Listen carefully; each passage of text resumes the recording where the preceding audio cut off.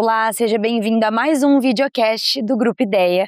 Hoje a gente está aqui nesse evento tão importante que é o 27º Seminário de Mecanização e Produção de Cana-de-Açúcar. Bom, aqui do meu lado está o Dário Sodré, da D2G. Muito obrigada pela participação aqui no nosso videocast. Seja muito bem-vindo. Obrigado, você.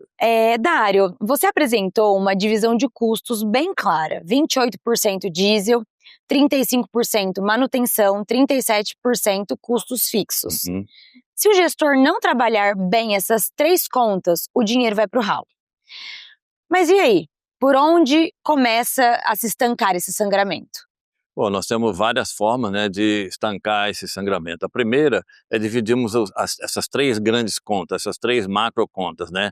Diesel, nós temos várias opções que normalmente nós gastamos 3,6 litros numa operação canaveira por cada tonelada que nós manejamos, para nós trabalhamos. Então, nós temos aí uma oportunidade muito grande, que é reduzir o custo de combustível através de algumas técnicas muito simples e outras mais tecnológicas. Mas nós conseguimos, por exemplo, no CT, que é a colheita e o transbordo, que é um número médio hoje aí no Brasil em torno de 1,5, 1,4, trazer para algumas empresas até 1,2. Aí nós estamos falando de 300 ml por cada tonelada de cana que você trabalha. Isso dá cifras de milhões ao longo de uma safra, ao longo de várias safras. Então, para isso, você precisa ter um plano estruturado, né? O que você quer fazer. Eu sugiro que, por exemplo, nessas três contas, o diesel é uma conta muito simples, porque é um item só, é o diesel, né? Então nós temos condição de economizar mais ou menos aí quase de 0,5 a 0,6 litros por tonelada de cana. É com vários programas que nós temos para fazer isso aí, que as usinas têm. A manutenção, nós estamos gerando hoje aí em torno de 23 a 25 reais de médio, mas a gente tem usina que está com as mesmas aspectos operacionais, nós temos usinas que estão na faixa de 20. Então, se a gente analisar 20 para 24, são R$4 por tonelada. Numa usina de 5 milhões, são 20 milhões de reais numa safra, né? Então, eu vejo que isso é muito importante. Como fazer isso? Estruturar planos de manutenções adequados, a gente sair um pouco daquela questão da rotina e sair um pouco do viés que eu falo, né? Que a gente sempre quer justificar, não, mas ó, esse evento é muito bom, aquele outro não ficou bom porque, ou então essa máquina é boa, outra não é boa, essa terra... Não, a gente tem que partir para traçar planos e fazer trabalhos com rotina e com inteligência, e trabalhos de curto, médio e longo prazo, a gente consegue reduzir o nosso custo de manutenção. E no caso da última conta, que é a mais importante, que eu acho que é a de 37%, que é do custo fixo, porque é daí que nós vamos, quando você decide comprar uma colhedora, um trator ou um caminhão, no próximos anos você vai conviver com aquela sua decisão. Sim. Bom, você falou que quem opera, quem mantém e quem decide não pode trabalhar separadamente, né? Na prática, o que acontece quando essas três figuras não conversam? E acontece que cada um vai buscar, digamos assim, quem decide vai querer comprar o de preço inicial menor. Quem opera vai querer justificar que ele está fazendo a melhor operação, e quem mantém vai querer fazer também o melhor para ele. Se nós analisarmos essas três pessoas-chave, esses três departamentos-chaves, né, vamos dizer, são várias pessoas, se eles entenderem que a decisão de compra, às vezes, é da marca A, por que eu quero a marca A? Não é porque ela é vermelha, porque ela é verde, amarelo ou azul. Eu tenho que ter um argumento técnico para escolher uma marca e provar financeiramente que aquela é a melhor marca para mim, mas não por intuição, mas por questão subjetiva, e sim por dados técnicos. Então eu preciso de ter um LCC estruturado, eu preciso ter um IPR, que é uma análise de risco estruturado, para mim comprar um carro particular para mim, eu posso decidir pela cor, pelo modelo, porque é coisa... Mas quando eu vou comprar um carro para uso profissional, eu tenho que entender que o custo já começa ali, né? Exatamente. Bom, você mostrou que 76% dos gerentes hoje são da geração X. Isso. E apenas 7% são os millennials. Essa passagem de bastão que está chegando te preocupa? Como que você vê o setor se preparando para isso? Me preocupa muito. Eu vejo várias usinas que têm programas de sucessão, né? Existem algumas usinas, são poucas, tá? Não são muitas, mas tem um programa de sucessão onde às vezes o profissional ele tem que indicar alguém Mesmo que ele ainda tenha mais 10, 20 anos na empresa, ele tem que indicar alguém, ou interno ou externo, que possa vir fazer a sucessão dele. Mas na maioria das empresas isso não acontece. Não acontece por quê? Porque normalmente nós imputamos assim um prazo, o prazo de 10, 20 anos, 30 anos para nós, a gente acha que vai demorar muito. Sim. Só que ele chega muito rápido, né? Então, às vezes quando ele chega, nós fomos surpreendidos. Então eu tenho certeza que nós não estamos fazendo isso. A prova é que hoje as gerações X, não, a maioria, não estou dizendo todos, né? Mas existe muitos que não estão preparados para assumir e ter uma linguagem, como eu disse, uma linguagem do negócio, e não uma linguagem, sabe, você fala assim, ó, eu fiz isso, tá bom, quando deu resultado? Não, deu prejuízo. Não, você tem que entender o seguinte, eu posso ter a melhor manutenção, mas se no final o custo dela é maior, não adianta eu ter boa disponibilidade. Eu tenho que ter um equilíbrio, eu tenho que dar o melhor ROI, né, que é o retorno do investimento para o meu negócio, ou o melhor ROI, que é o retorno do capital investido.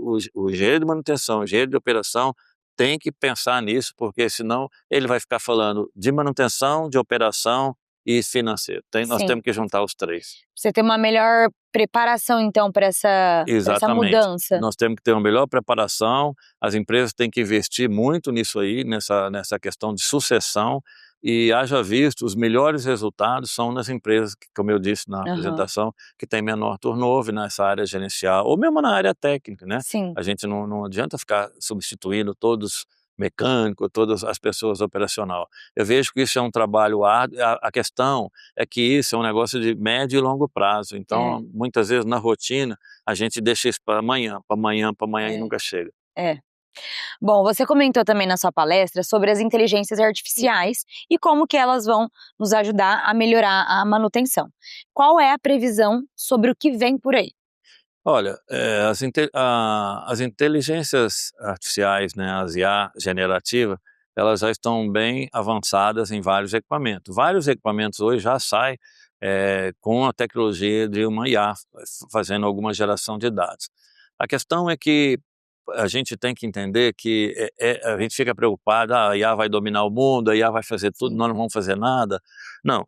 A IA ela veio para contribuir, assim como a tecnologia veio há 10, a 20, a 50 anos atrás, né, se você analisar. A IA ela vai ajudar muito na manutenção e na operação, principalmente na geração de dados.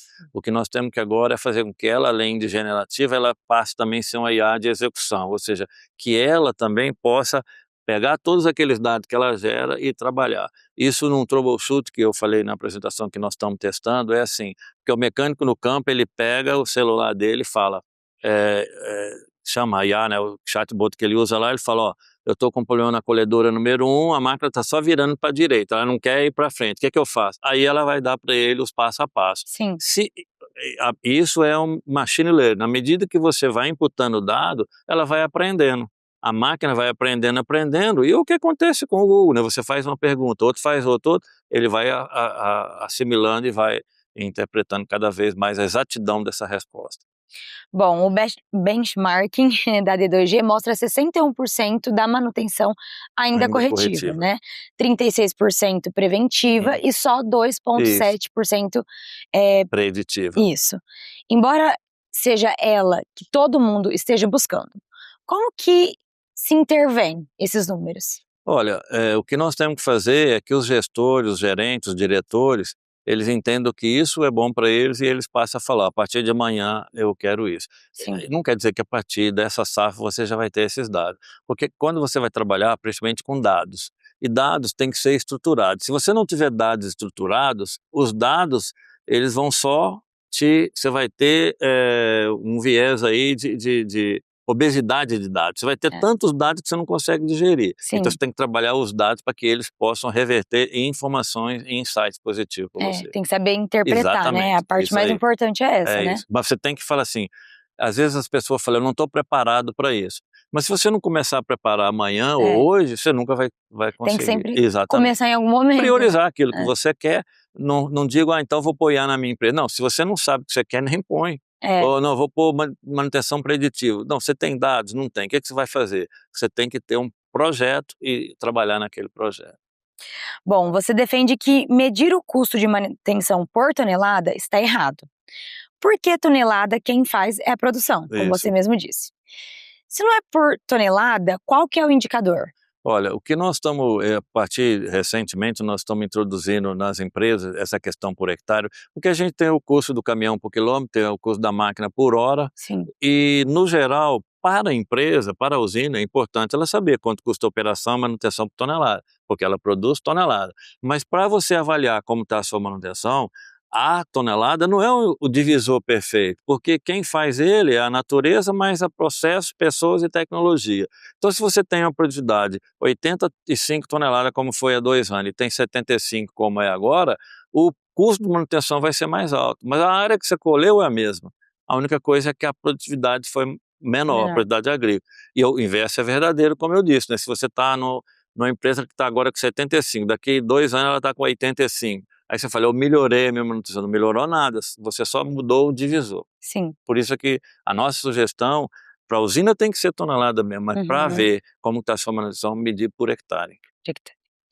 Bom, e para a gente fechar, você quer deixar um recado para quem mira na manutenção para buscar aumentar a margem de contribuição? Se você quiser. Sim, eu gostaria de deixar um recado, né, para todos que têm esse objetivo de contribuir para que o seu DRE, para que o seu balanço patrimonial, você consiga transformar despesas e custos em margem de contribuição, é você traçar um projeto que você quer fazer. Infelizmente, quando você está na operação, no dia a dia, você está muito centrado na rotina, na entrega da cana, né, e várias outras entregas que você tem que fazer. Então eu diria que você tem que ter alguém junto com você que trabalhe essa questão dos projetos que você vai desenvolver, onde você quer reduzir, traça metas e vá cumprindo. Se você vê a eficiência, a eficácia dessa meta e vai incorporando cada vez mais. Escolha 2, 3 indicadores, não adianta você traçar 30 indicadores que você quer melhorar. Escolha 3, quando você vê que eles estão bons, escolha mais 2, mais 3 e assim sucessivamente. Esse é o recado. Não é que falar é muito fácil, né? É que a gente já fez, então a gente já errou muito e a gente entende que hoje as tecnologias elas são uma ferramenta muito grande para todos nós.